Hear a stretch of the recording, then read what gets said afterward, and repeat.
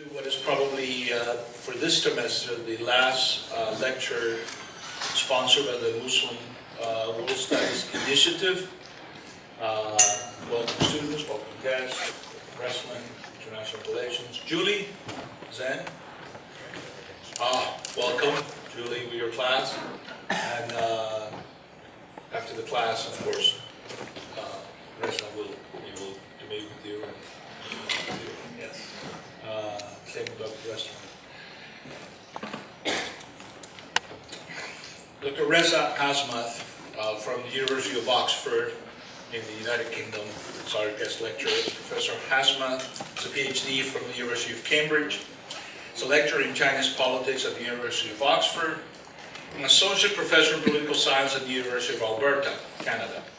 He's also a tutor in the politics of China at Hertford College, University of Oxford, an honorary member of the China Studies Center, University of Sydney, and the Foundation's editor of Routledge book series on the politics and sociology of China. He has held faculty positions in management and sociology at the Universities of Toronto and Melbourne, and has previously worked for think tanks, consultancies, development agencies, NGOs in the US, Canada, UK, Australia, and China. His recent articles have appeared in the China Quarterly, Journal of Contemporary China, Current Sociology, Ethnic and Racial Studies, and International Labor Review. His forthcoming books are Ethnicity in Contemporary Urban China and Inclusive Growth, Development and Welfare Policy, a Critical Assessment. I'm very honored to welcome Reza to our FIU, and the lecture is yours. Thank you, Dan, for that introduction. As you can tell from my voice, I'm not British, and you can tell from what I'm dressing, I'm clearly Canadian because it's so nice outside and I am warm. So it's nice to be here. What I'm going to talk to you about is looking at the rise of ethnic minority tensions in China, with a particular focus on the Muslims and the 10 ethnic Muslim groups, and most even more acutely, looking at the Uyghur population, the Uyghur population in China. Before I talk more about why I think there's this rising tensions in China, which, when I do go through the reasons and the explanatory variables, what I wanted you to bear in mind, how does this apply to my own jurisdiction? How does it apply to my own society? Because there's a lot of similarities that I'm going to be talking about. Before I get into that, I just want to give you a quick background, because I'm going to assume not many of you know much about China, or ethnic minorities, or the Muslim population in China. So China has 114 million ethnic minorities. In a country of 1.3 billion, it's about 9% of the population. Or the 14th largest country in the world by population, the ethnic minority population. We're looking at a very sizable population here. What's interesting about China, it's the idea that it's fixed identification for ethnicity. That is, the state says you are this ethnic group, and you're this ethnic group for life. And your children will be that ethnic group for life. And so what we find in China, it's very different than in other jurisdictions where you self-identify. So for instance, in Canada, I would say I'm Trinidadian/Canadian. That's how I would self-identify. Maybe my kids or their kids might identify as Canadian. That's self-identification there. China, it's fixed. You're fixed. If you're Tibetan, you're going to be a Tibetan in the next generation and the next generation. And the reason why I mentioned that is we'll talk more about those implications, about having that sort of policy for fixed versus self-identification. Now, the majority of ethnic minorities live in the western part of China. And a lot of the research tend to focus on that area. In the talk today, I'll look at Xinjiang a lot. I'll talk about the Xinjiang experience a lot. But I'll also talk about ethnic minorities and Muslims in the more developed parts of China, i.e. Beijing. And the reason why we do that is the idea might potentially be if you are living in a developed area of China, it can be a resource issue why there might be issues. But moreover, if you're a multi-generational Muslim in Beijing, and the Muslims came to Beijing in 1200s in fact, so we're talking about a highly entrenched population here. If they're not being integrated, if there's tensions within that community, there might be other factors in play.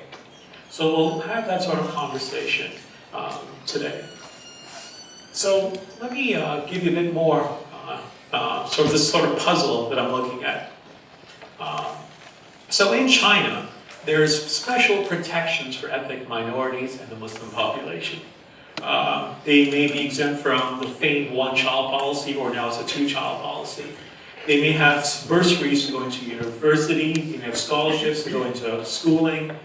They have lower scores, so there's a national sort of education system, national exam to get into university, and you may get lower scores to get into university. So there's preferential treatment.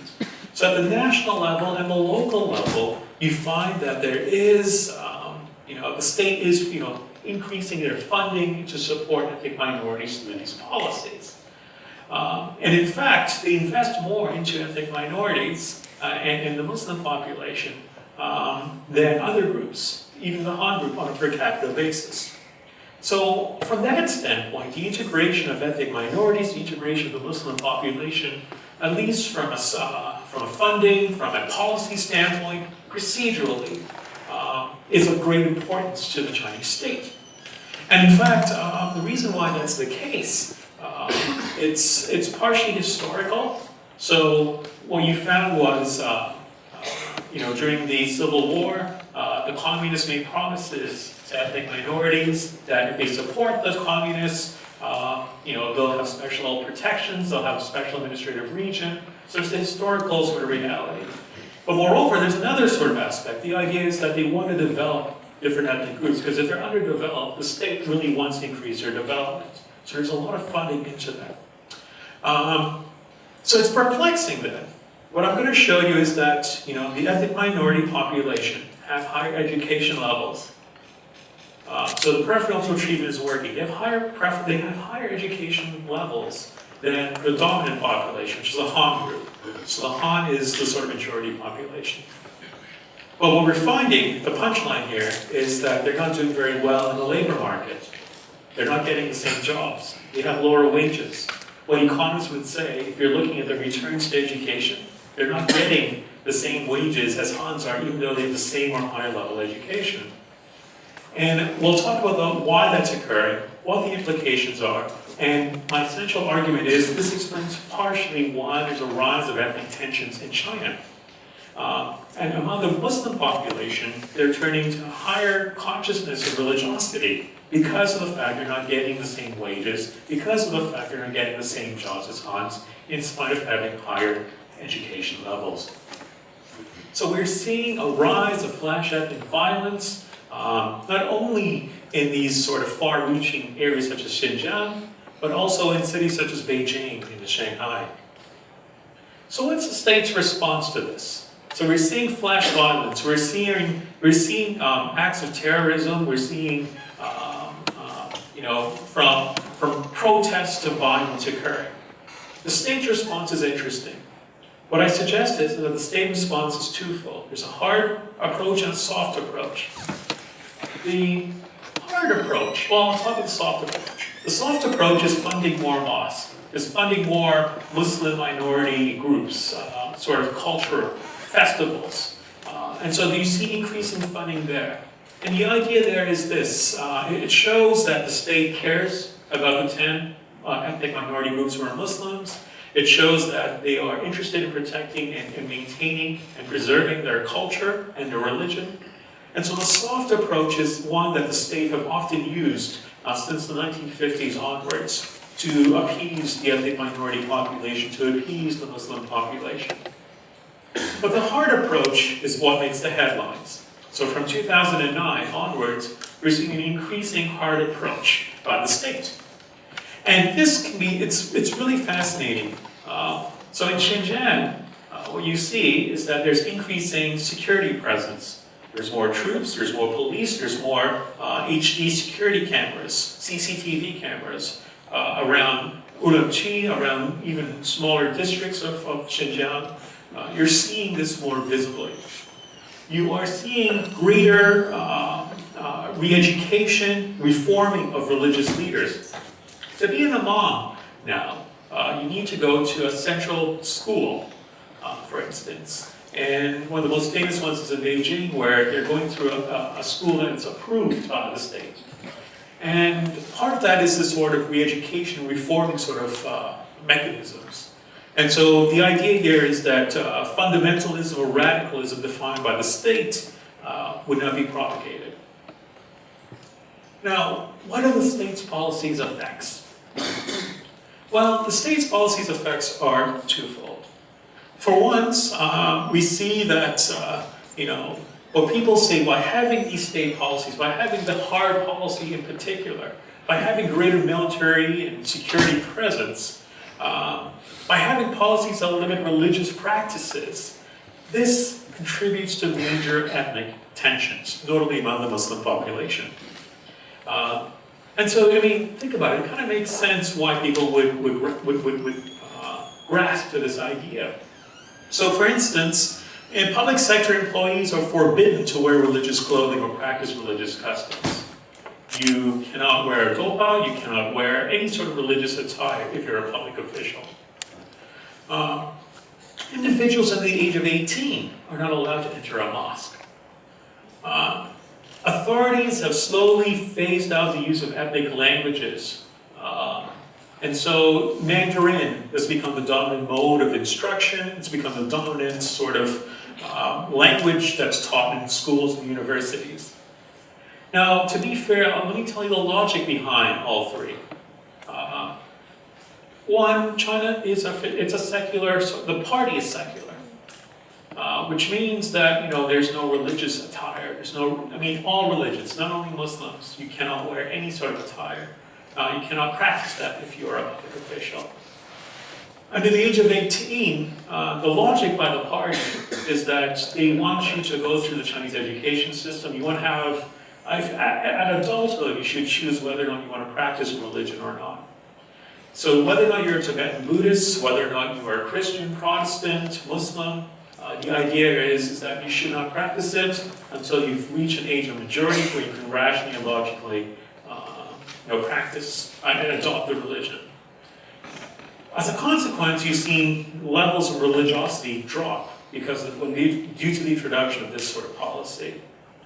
Because if you imagine, for those of you who are religious, you tend to practice the religion of your parents, or the family plays a role there. And so that's the sort of effect there. The last aspect, the language part. So Mandarin is a dominant language. It's like, it's akin to our own societies. Imagine there's multiple languages being spoken in our society. And then someone says English should be the one that is the dominant mode that we learn. It's a dominant mode that we do in schooling and in work. The idea there is it allows better integration, A, and B, it gives those groups that have non-English the capacity to be more advantageous, to actually have greater chances. So the same sort of logic is being applied for minority groups, particularly those who speak non-Mandarin. The idea is that by learning Mandarin, they're giving a greater opportunity, a greater passport to opportunity in the labor market. So I don't disagree with the idea that religious policy plays a role for repressing ethnic minorities and may play a role behind ethnic unrest, notably among the Muslim population. But what I do argue, and something that we don't seem to talk too much about, is this idea that socioeconomic factors may play a stronger role in explaining recent ethnic unrest. And so what I'm going to show you is a series of education labor market statistics. Also explain to you why these are important. And then we're going to talk about why they occur, because I think the why is really key. So the education. For most of you, I think, in this room are students. You're here to get an education because you want to get a better wage, you want to get a better job, right? It's this myth of meritocracy. I'm not going to go too far into that because often when I lecture on this for different classes, people are like, why am I here if I'm not going to get the higher wage or I'm not going to get a good job? This is only my education alone. But there's this expectation. Most of you have the expectation that if you have a good education, you'll get a good job and a good wage. And that's the idea of meritocracy. It's the idea that due to our meritocratic sort of process in our society, we should get X if we have this education.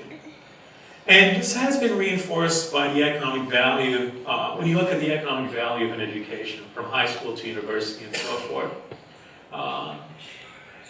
What's really fascinating, though, is when you look at the educational attainment of ethnic minorities, in Beijing, for instance, you have higher levels of tertiary and secondary school, higher levels of tertiary and secondary school education than the national average. So a city like Beijing, which makes sense, it has more resources, it has more investment into schooling, ethnic minorities have higher levels of education.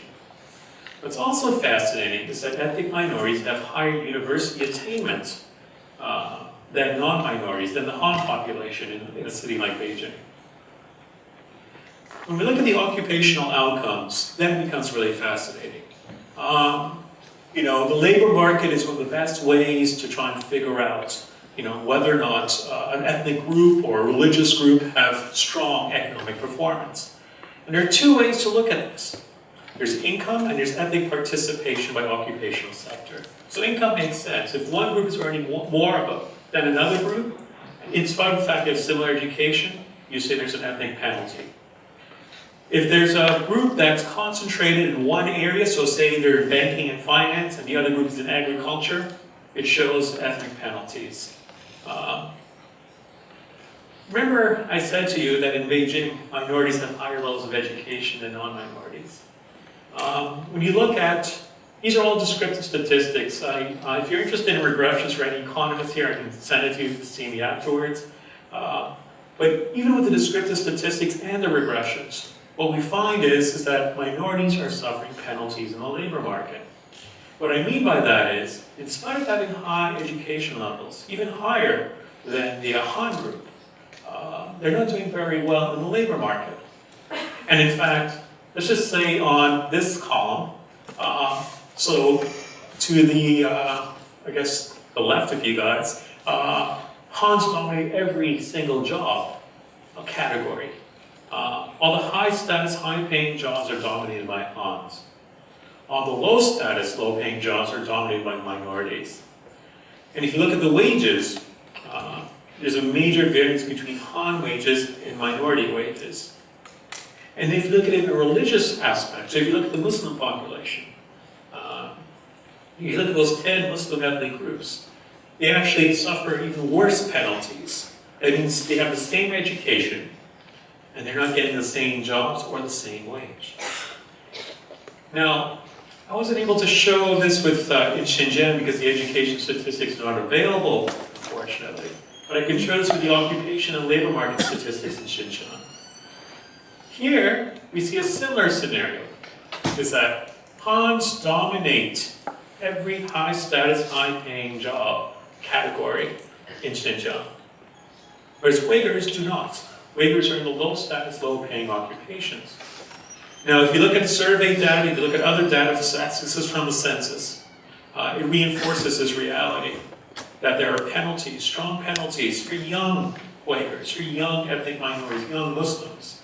Even though they have high education levels, they're not getting the job. Well, why is this the case?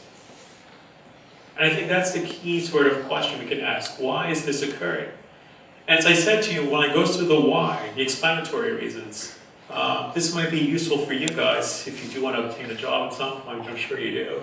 Because you're going to find it's not only about education. There's a lot to do with a social explanation.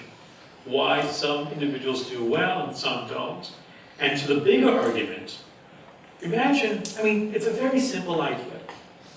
You have expectations of what it is you want to attain after university. You want to attain a certain wage, maybe, and you're always comparing yourself to individuals who are not like you. That's your basis of comparison here. And if you're finding you're not getting the wages, if you're finding that you're in spite of the same education levels, you're not getting the same wages, the same jobs, you try to explain why. I mean, I'll get you guys to ask Q&As after, but why would you think, what's the main reason? What would you think if you were in that scenario? If you were in that scenario where, you know, the person next to you has the same skills, same education, same experience, but they're not getting the same wages and jobs, what would be the reason behind it? Race. Race? Okay. Anything else? Gender? Yeah. Oh, I mean, is it due to discrimination? Yeah.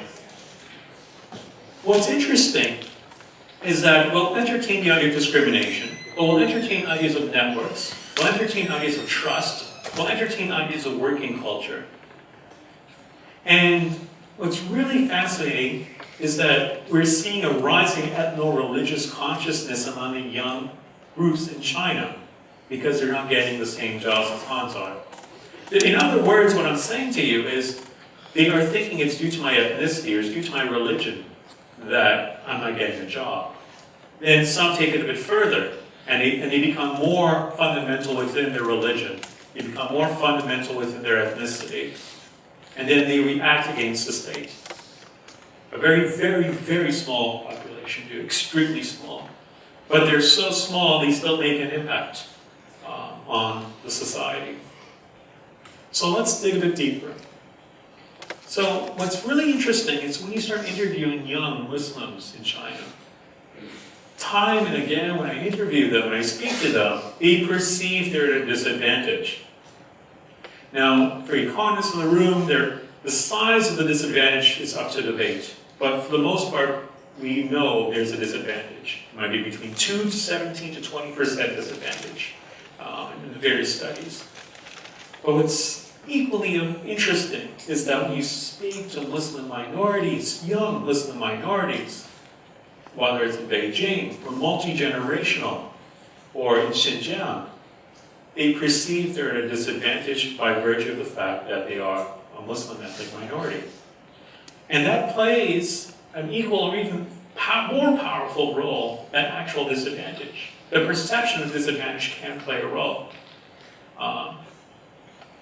Also, when you speak to employers, employers, have told me, I've sat through many interviews, and employers would say, at least in China, maybe not in Canada or the US, would say this as bluntly, but in China they would tell me bluntly, I am not going to hire a Uyghur. I'm not going to hire a Tibetan.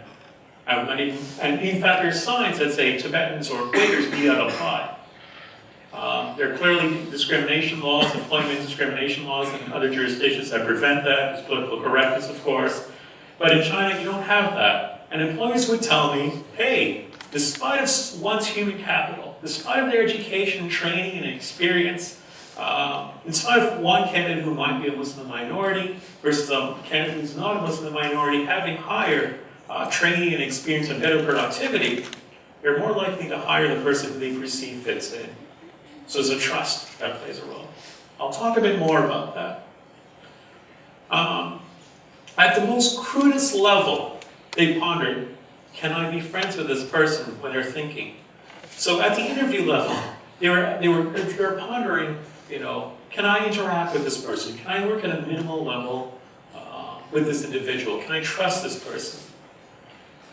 So let's explain this a bit more. As I said, the first thing that people think about is discrimination. And so there's no point to beat around. Let's just talk about discrimination very quickly. Now, if you look at neoclassical models, if you're an employer, doesn't it make rational sense for the employer to hire the person who has the highest productivity levels? It makes sense. Like, why would I pay the same person to have lower productivity when I can hire someone the same amount and have higher productivity? But what's really interesting is that, we've known for a while that employers might choose the least productive, the person who's less productive and the person who's more productive if they trust them more. Because employers are risk averse. As a consequence, what you find is they are more likely to hire the individual who they can trust more. And when you look at the Muslim population, there is such a lack of distrust. There is a strong distrust among the Muslim population in China.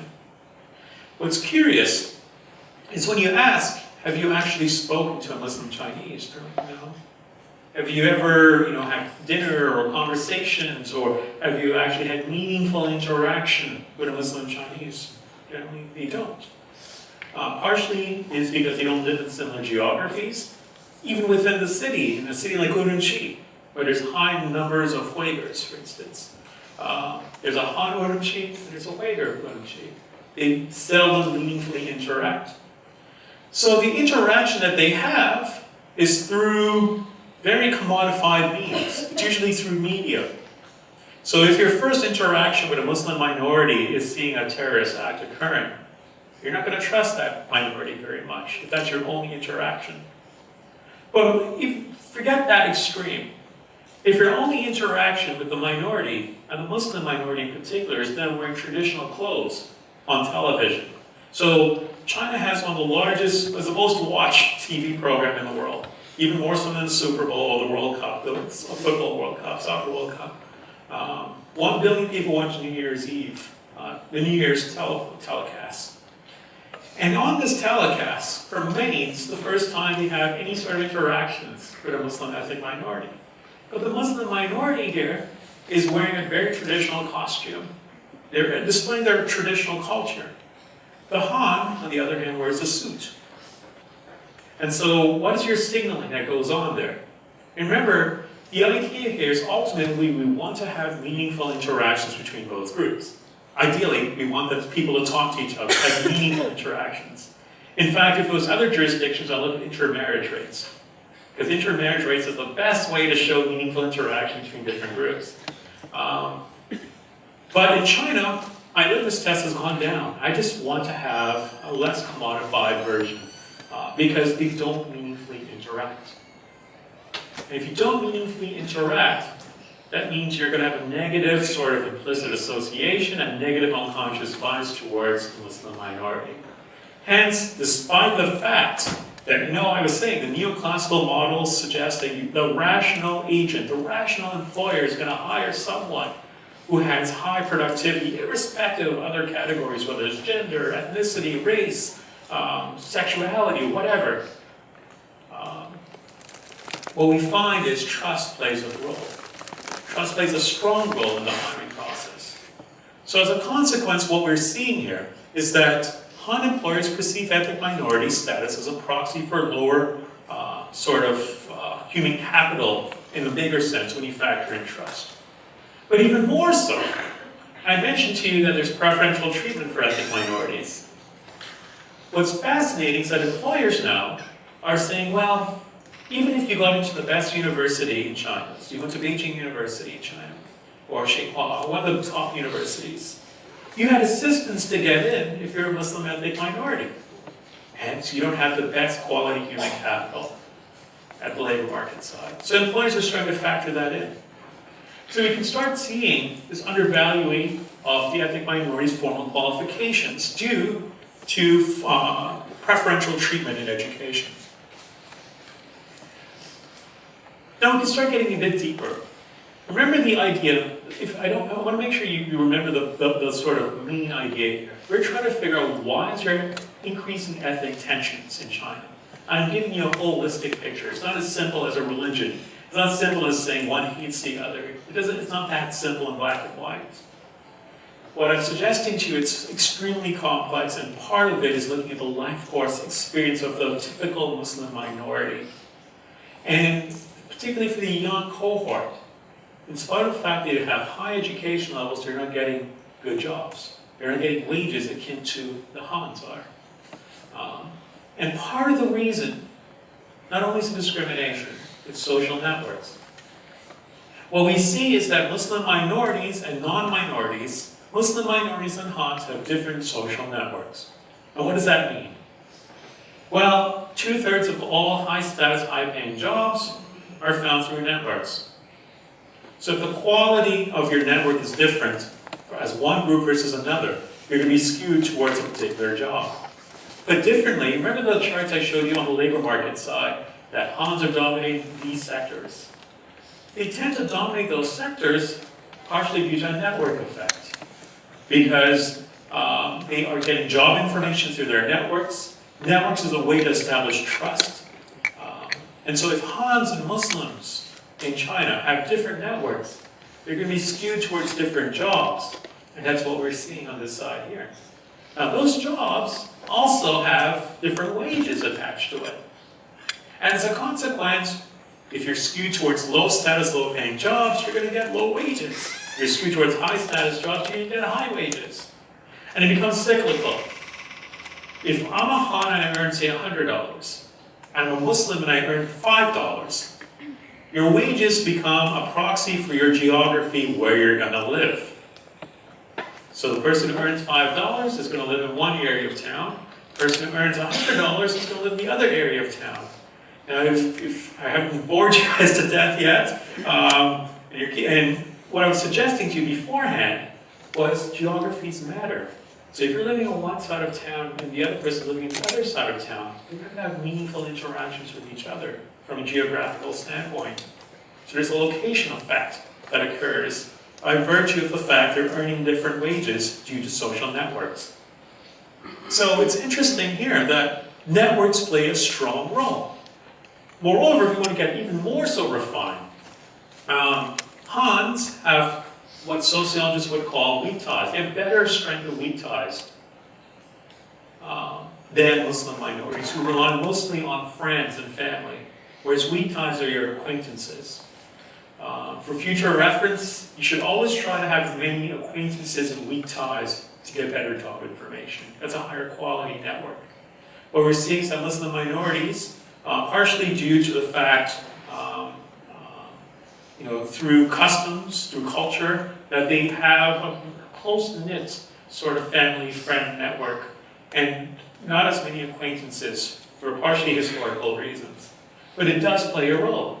It plays a role where minority members have low social network capital, where Muslims have low social network capital. The odds of that individual obtaining a job in the high-wage, high-status professional and managerial class decreases tremendously. More specifically, this axiom follows. That is, minority candidates, Muslim candidates with high levels of human capital but low levels of social network capital would generally be less active in the labor market. Minority candidates with low levels of human capital but high levels of social network capital will be active in the labor market but have a slower pace of workplace advancement. And minority candidates with with both high levels of human capital and social network capital are positioned best to find job opportunities and have a faster pace of advancement in the labor market. So there's a social network of that Muslim minorities have different networks. They don't have as strong weak tie network as Hans do, hence they're being skewed towards low status, low paying jobs because of this network effect, in spite of the fact they have high education, even higher than Hans. Working culture is another explanation. What we see here, what I mean by working culture, is patterns of informal social behavior, such as communication, decision-making, interpersonal relationships, which is often dictated by a dominating group's norms, values, assumptions. So the Hans, it's most jobs in China is dominated by, quote, a Han sort of working culture. And so if hiring strategies rely on informal contacts and referrals, so imagine if you're hiring the same people over and over and over again, it's just going to reinforce the same working culture. And so the Muslim minorities perceive they don't fit in. You know, there's a nice story I can tell you. I've been tracking, oh, that sounds weird. I've been following someone for the last 10 years. Tracking is just wrong. I've been following a few individuals over the last 10 years to look at their life experiences in the job market. And so upon graduation, what were their experiences like? And among these individuals, the majority are Muslim minorities. And so there's this one case where, there's this ethnic minority Muslim lady who's been third generation in Shanghai. And, she doesn't actually practice the religion. She's considered a Hui, which is one of the 10 ethnic minority Muslim groups. But because, as I said, she's fixed identification, she's Hui for life. In her resume, they write Hui as a nationality. In her Danan, which is like her career folder, her life folder, that if she's going for a state job, it would write Hui on it. So it's a fixed categorization that's with her, even though after 3 generations living in Shanghai, She does not practice anything that would suggest the religious aspects of the ethnicity. She's been, she graduated from one of the best universities in China again. She went for job interviews, and people were curious about her white background. They were curious about what it's like being Muslim. So employers would ask her about that. And there's more of a curiosity rather than anything malicious. But this curiosity, as I said to you, trust matters a lot. Meaningful trust matters a lot in terms of her odds of her getting a job or not. And she had a very difficult time getting that job. And part of the reason is that people were curious, but they didn't trust her enough to actually fit within the working culture. Now, this has been reinforced by resume audit studies. A resume audit study it's really fascinating. You can't do it in a lot of jurisdictions because you don't get approval ethically, but what you do is you flood the market with fake resumes. It's a real job. You flood the market with fake resumes and you just change one attribute. So when this was done, and they just changed the nationality variables from Muslim minority to non-Muslim minority. The exact same resume. You won't be surprised to hear that those who were non-Muslims had a higher callback rate. They had a higher rate for getting interviews. And so it reinforces this idea that employers are thinking about fit. They're thinking, well, can you fit, can you work, can you understand my interpersonal sort of nuances within the organization? So fit matters a lot. Supportive relationships also matter a lot. Among the Muslim minorities who I've been following, those who've had supportive relationships with their supervisor, with their immediate supervisor, tend to get promoted, tend to have higher wages than those who don't. And so the supervisor must have meaningful trust within the Muslim minority in this instance here. Otherwise, they tend not to do very well in the long run. So working culture plays a strong role. Confidence also plays a role. So I've been looking at work in New York City, Melbourne, Toronto, Shanghai, and Beijing, but I'll focus on Shanghai and Beijing, and also look at the minority and non-minority participants, and more acutely the Muslim population there. Here's the theory. If you have higher rates of confidence at a very young age and consistently throughout your life course, so I looked at elementary school, high school, university, and the present, and if you reported confidence levels that are high and consistently high or higher, you tend to have a higher wage, you tend to have a higher pace of advancement, higher promotion. What was really fascinating is that Muslim minorities in my sample reported lower levels of confidence than the non-Muslim minorities and the Hans. So minorities, let me put it to you in a different way. Minorities in all actual cities, if you're curious, reported lower levels of confidence as an aggregate, as a group level, than the non-minorities. But more acutely, for this particular talk, the Muslim minorities reported lower levels of confidence. And why that's important is because they might suggest why their wages might be different. It might suggest why they're not getting higher returns. It might suggest why there's a rise in abnormal religious consciousness among these groups because their expectations are not being met in the labor market. Confidence can play a role there. And the reason why confidence can play a role, if you're overly confident, you're more likely to ask for a higher salary in your first job, which sets the tone for your future jobs. Or you're more likely to ask for a pay raise much quicker. You're more likely to go up for promotion much quicker than you should. If you're also fascinated in this, there's a gender component.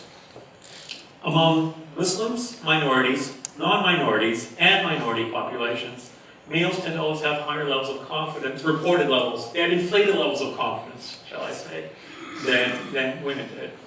And it could potentially, have a gender bias in the salaries as well because of that. But that's a story for another day. The fact still remains confidence can play a role here. Social trust. And I'm going to end it off by talking about social trust for this aspect of the talk. Trust, I think, is the main reason, as I mentioned, why there's this increasing rising ethnic tensions. There is, simply put, no meaningful interactions between Muslim minorities and non-minorities. And again, by meaningfulness, You can have a test of intermarriage rates, to a test of just having friends you know intimately about. And as a consequence then, social trust in this scenario refers to trust among strangers rather than family members, friends, or acquaintances involved in multiple interactions. You must trust someone minimally to work with them. You must trust someone minimally to actually hire them. People are generally risk averse. So you tend to, hang around, you tend to socialize, you tend to hire those who you trust the most. And so it's an interesting sort of cycle that occurs. What we're seeing in China is that there's a growing distrust, and it's rapidly increasing, this distrust among the Muslim population. Part of it is due to the imageries that are being shown in China of the Muslim minority. Again, think of it in other jurisdictions. I hope you can make these parallels. If you have no meaningful interaction with the Muslim group, and your only interaction is through these imageries where there might be an attack, which constitutes 0.000001% of the population. If that's your only interaction, you're going to have a negative level of social trust in that group. And the consequences, as we've outlined, can be dire and cyclical. So what are the options? I mean, I've given you an explanation of the religious repression. I've talked to you about the socioeconomic factors more in play, why there's this rise of Muslim tensions in China. Maybe there's some policy options we can utilize. Maybe if you're the Chinese state, there's certain things we can utilize. Some of you might say the easiest answer is let's just have religious freedoms. And you're right, I mean, that could be a possibility there. I guess I was trying to be more realistic as you see these options, with trying to work within the construct of the society to see what options can be utilized. First and foremost, I think the conversation needs to be reworked. Because when I tell you that one group is doing worse than another group, you might say, so what? And partially, if it's an affront to you, it's often an affront because you believe in social justice. You believe that, if you have the same education and experience, and you have the same education and experience, and you have the same education and experience, you should all have similar wages. You believe in a social justice, social equity. And I think that's been a general argument being used to justify policy options. I've sidestepped that. I don't have any arguments to it. I don't have any issues with it. There's a utility to that. I sidestep it by looking at the economic justice argument. And that is, if I have these three candidates who are just looking here, if I'm investing $1 million into your education, $1 million into your education, and $1 million into your education, I want to get returns on that investment. Notably in states where it's public education. China's one of those states where it is strong public education funding. And in fact, it's even more skewed. Because of preferential treatment in education, you spend more money on the minority, on the Muslim minority for their education. And yet you're not getting returns on your investment, so to speak. Because when they get to the labor market, they're not getting the wages. Hence, from an economic justice standpoint, if we articulate within those terms, we're more likely to get policymakers at least motivated to revisit why this should be a problem for them. And so, if you present this sort of business case, and the overall economic benefits for ensuring Muslim minorities have higher wages, and are getting returns to their education, I think there's a greater sort of sense to motivate policymakers in China. In the Chinese state in particular, because it is state-controlled media, the state can actually control the images of how they portray the minority. So when I was talking to you about the New Year's Eve program, don't only have the Muslim minority wearing traditional costumes, have them wear a suit. If you're not going to get them to have meaningful interactions, and that's your only meaningful interaction, have responsible imageries. Have imageries that might show more similarities to the Han than dissimilarities. And so, the state can initiate programs to improve the perception of ethnic minorities, which will enhance trust. Imagine if you saw the Muslim minority wearing a suit or wearing, and acting and behaving in a manner that's similar to you. It humanizes their everyday because they are very similar. You're more likely to trust them over the long haul. And again, ultimately, I can't stress this enough, the best case scenario is that that individual, that Han individual, meaningfully interacts with the Muslim minority in everyday life. That's how you generate trust. But in the absence of that, and particularly in a jurisdiction such as China, where there is state-run media and state-controlled media, they can actually change the imageries of the minority. So it's more responsible. So you don't have this sort of distrust. I was being a bit giving odd statements.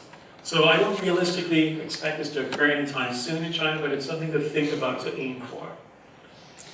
At the job search, hiring, and promotion process.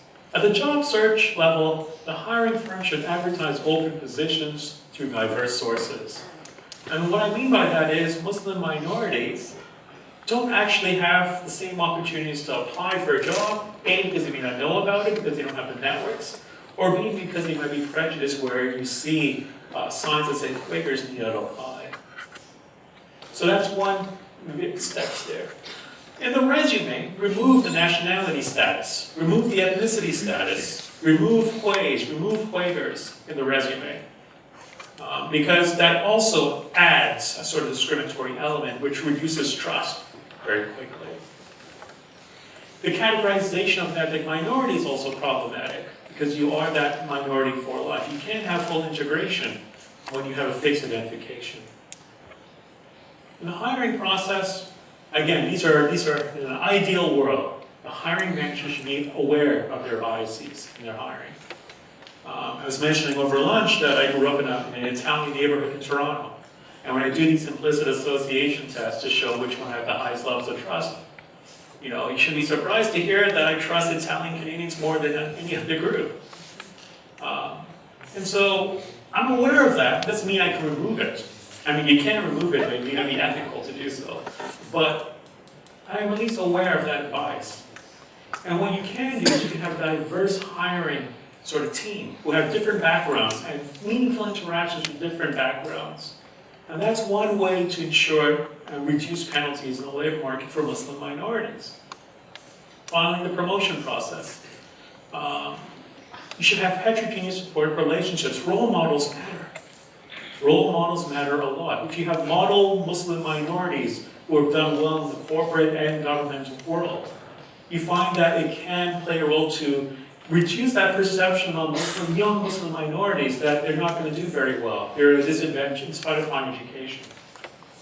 So to summarize here, ethnic minorities, Muslim minorities are increasingly experiencing ethnic penalties in the labor market, whereby their comparable educational attainment, training to Hans do not match similar labor market outcomes. I spoke about the geographical aspects. Wages dictate where your geography is, where your location is within a city or town or region. And if there's different wages, that means that you're going to not have meaningful interactions with people who have different wages than you. And so this reality does not bode very well for the, this bode very well for improving ethnic tensions. If you continue to have ethnic tendencies in the labor market in China, particularly among the minority groups who are Muslims, you're only going to see a rising ethno-religious consciousness and tensions. So in the coming years, what we're going to find is this. In the short term, Muslim ethnic violence is going to be suppressed with the use of hard policies as is done in the past. In the long term, we're going to see these soft and hard policies being used, but they do very little, extremely little, to address the rising ethno-religious consciousness among the young population in China. Because, you can see how complex it is. Why? Especially if you look at the socioeconomic dimensions. Hard policies and soft policies do very little to address those underlying reasons behind ethnic tensions in China. And left unattended, we're going to continuously see an increasing rise of flash inter-ethnic violence in China's future. If you're interested, here's some papers, some more technical papers if you're interested in some of the things I've talked about today. So thank you.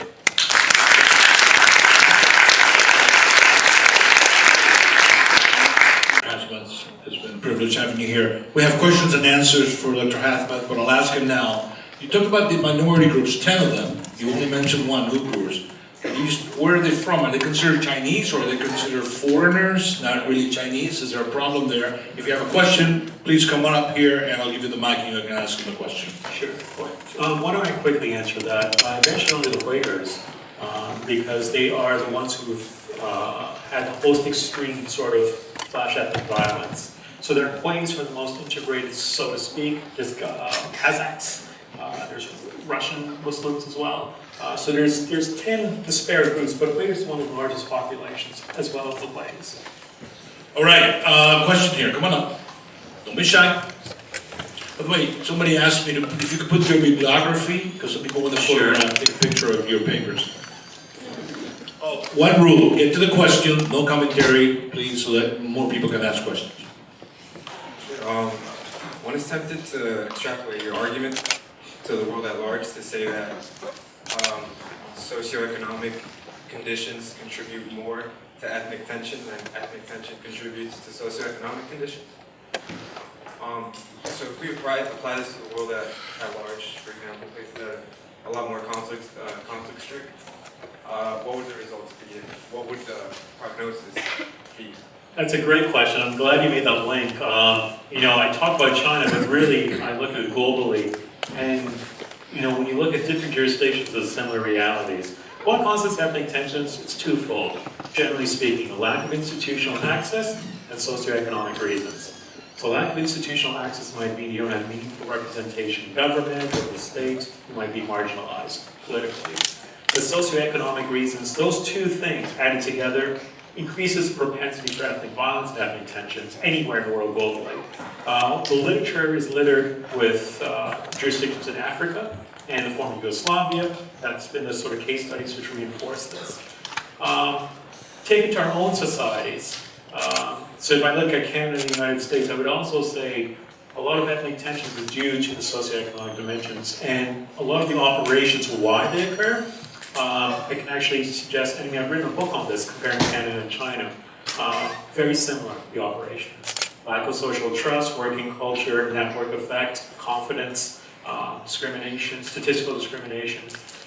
Trust is a major role here. And when you find socioeconomic variances between ethnic groups and non-ethnic groups, ethnic minority groups and the dominant group, there's growing distrust among them. And so I hope you can bring that message home in your own societies as well, because it's not only applicable to China. Question here again, the question please. Just a quick question to what you just said. Why did you say ethnic groups and non-ethnic groups and then change that? Yeah, I made a mistake there, sorry. I meant ethnic minority groups and non-minority groups. Okay. Yeah, because like on the research that I was doing, one of the arguments that I'm thinking is that ethnic groups are solely people of color. Okay, so in the United States, I guess you use race. In a very interesting way. Yeah, very interesting way. Because I'm definitely not from here. So it's also interesting because for us, it's ethnicity in Canada. By us, I mean Canada. And so it's self-definition of ethnicity. Whereas here, I never know what to check because Caribbean, what am I? I'm not even Asian, from Trinidad. Yeah, it's weird. But there's fixed identification here, for the most part, at least categorizing. So it makes it harder. And so some of the operations we're talking about, fixed versus self-identification, comes into play here, more so than other jurisdictions. Reza, it's the Chinese government trying to portray these attacks. Remember there was about a year ago with knives, there was a massacre in Beijing. Are these the same Uyghurs, minorities that are doing this? Yes. So they are carrying out terrorist acts? Yes, but they're not organized. These are disparate flash ethnic violence. And that's the key point. And since 2007, 2006, I've been predicting increasing flash ethnic violence. Now, what the state's trying to suggest, and there might be evidence for this, but it's not publicly available, is that it's linked to international groups. I'm a bit wary about that because it's often been a sort of strategy to say it's an international issue affecting the domestic rather than the homegrown domestic. However, I think what the argument I've shown in here, it's for the most part a homegrown domestic reasons why there's this sort of increasing propensity for flash ethnic violence in China. Now, since no one's here, come on up. But in the meantime, The policy with Tibet, ethnic cleansing. Do you think the Chinese government, in the heartland that you talked about, to soften the heart, do you think they'll go as far as doing ethnic cleansing and moving populations that they've done that in those Xinjiang? I would never mention the word ethnic cleansing. What I would say is population transfers. And so you can do the math, I suppose. We see that both in Xinjiang and in Tibet, that there are more and more Hans going into Xinjiang, and more and more Hans going to Tibet. And those Hans are taking the better, high-status, high-paying jobs than the Uyghurs and the Tibetans in both regions. I'm sorry, I didn't mean to be so apolitical. I'm polite Canadian, what can I say? Well, what I've been seeing a lot in the news is a lot of protests and violence more towards a more democratic government, especially among the student population. Do you think with a more democratic government, do you think with a more democratic government or fully democratic republic, how we have here in the United States, it will cause a less amount of ethnic tension, or will it just be a power struggle between minorities and the Han group and stuff like that? I don't think it's a regime type issue. I don't think it's a democracy versus authoritarian issue per se. What I think is, remember what I said, what causes ethnic violence is the lack of institutional access and socioeconomic reasons. Now you can, depending on whatever regime type you want, I'm not going to get into the politics, I could, but I don't want to get into that. But if the authoritarian regime or the democratic regime gives meaningful representation to the ethnic group, so they don't feel marginalized.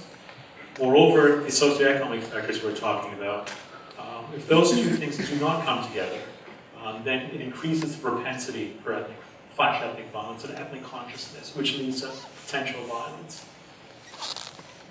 Any other question? We still have good 5 minutes. Yes, come on up. One final question: Is there a risk of that ethnic tension being exploited, let's say on a bigger scale, on a more geopolitical scale? It is always possible. You gotta remember though that we assume there's these massive networks that are all interconnected. And I think that's what China was suggesting was internationally linked, the Uyghur issue. It is possible for that to be linked. I've not seen it, but never linking themselves to say like Al-Qaeda or ISIS or so forth and so forth. Could remember the issues that they're looking at, the reasons behind the tensions are very different. And it's assumed that just by virtue of being Muslim, they're going to link together, or by virtue of being of the same ethnicity, they're going to link together. They also distrust each other because they don't have meaningful interactions. So the odds are low, but it is probable. I mean, there is also a probability for something to occur like that, but the odds are low at this juncture. Say that the less they identify with the Chinese identity, the more they're going to identify with more overarching international identity? Well, the thing is, we're getting to a real host of issues here. It's to suggest that there is a pan-Muslim identity, and that they're all going to appeal to that, and they're all going, if you look at violence that might be, at least the idea that people think is religiously rooted, it's not. Culture, religion, nationality, history become all complex into one sort of reality.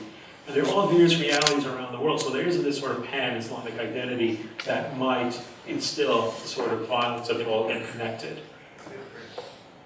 It can emerge, I mean, it seems like it's emerging, but it's sporadic. It's like me suggesting, so the question beforehand was this, well, in Beijing there's an attack, in Kunming there's an attack, they both seem to be Uyghurs. Are they connected? Are they, and that's the sort of thing, and we're going to try to make a connection. Well, the connection is that they're Uyghur. But the reason why they're occurring is due to similar operations that we talked about.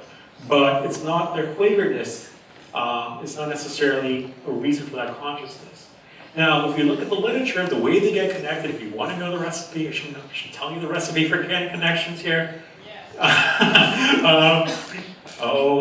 Okay, here we go. So you need to have either a charismatic leader who brings them together and pushes them to more of the extremes. And that's usually the case when you look at ethnic civil wars and ethnic wars. You have these disparate groups who have no reason for being together. They grow consciousness of togetherness through shared experience. So it's the old Marxian term, how do you know if you're a laborer you're getting screwed if you don't speak to other laborers?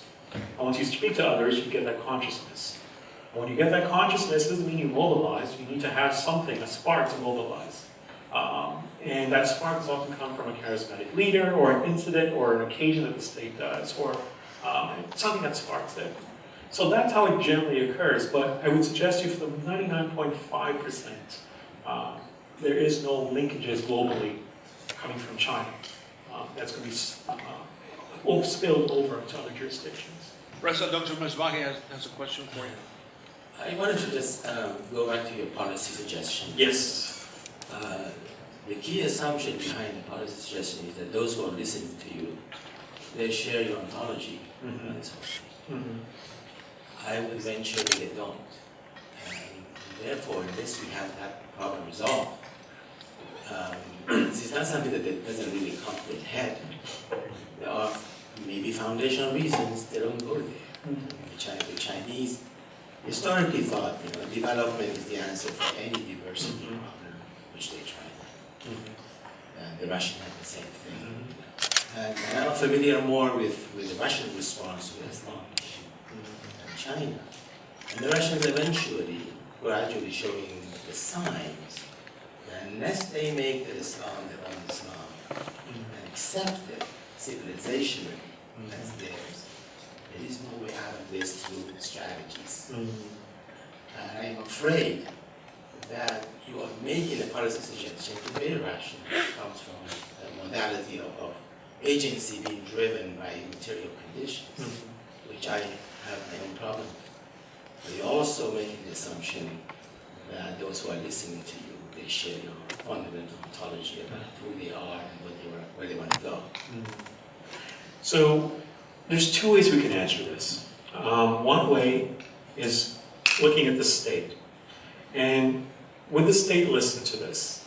And I think if you look at the new, last year, since the attacks in Beijing and Kunming, they've put together a committee to try and deal with this. And they realize the old adage isn't working. Because the old adage used to be this. I would tell you now, Uyghurs, their education, their development, their wages are much better than ever before. If you compare themselves to other Uyghurs historically, they are way better than before. They have higher levels of development. Again, we subscribe to materialism and so forth. But from that sort of standpoint, they're doing much better than ever before historically. The issue at hand is that Uyghurs are not comparing themselves to other Uyghurs, they're comparing themselves to Hans. And compared to Hans, they're not doing very well. And so the state realized, because the state used to think, hey, why are they complaining? And they would say, hey, why are they complaining? Because they're very literal and no political correctness. Why are they complaining? Because they're doing much better. We've pumped billions of yuan, billions of dollars into the Western regions, we developed the areas, better infrastructure, better wages. Why is this happening to us? Why are they having violence towards us? And I think the state now realizes, well, their frames of reference have changed. It's not simply Uyghurs comparing themselves to Uyghurs, you're comparing themselves to Hans. They're comparing themselves to the eastern areas of China. So the state is recognizing that. It also recognizes that it needs to do a long-term strategy. It just doesn't have the political capital or will to do so. So the discourse among policymakers, I can only speak of the policymakers, is changing. So that's one way to look at it from the state's perspective. From the minority perspective, why would Muslims adopt this? Why would they, it's not like if you were acting out, if you were, complaining, you would know the reasons fully. It's not a rational sort of conversation. It's not rational reasons. Even though I presented rationally, there's a lot of emotive aspects to this. And I think, when I present this to, Muslims in Xinjiang, they're like, well, or particularly in Tibet, they would say, well, that's materialism. That's Han's materialism. That's not our values. That's not our norms. Among the Muslims, they would say, well, maybe we have different values, different norms, and they're not being respected. And the frame of reference has to be from that starting point. We need to respect this in terms of our culture, our norms. So maybe, as you suggested to Russia, because Russia and China borrowed from each other, it's more the Chinese borrowed from the Russians and their strategies historically. Maybe there needs to be a Chinese sort of Muslim identity, and that's unique and needs to be recognized by the state. But it becomes more complex in China because ethnicity, religion, and culture and norms are all interacting. even when I'm guilty of that, when I say the Uyghurs, I'm assuming that they're all Muslims. Not all Muslims, not all Uyghurs are Muslims. And so you can see the complexities there, and that needs to be disentangled. And so it is, you're right, much more complex than I presented there. There is a connection between trust and business. Yes. Yes. Instead of trust, and that's why. Thank you very, very much, Dr. Hasman. Thank you.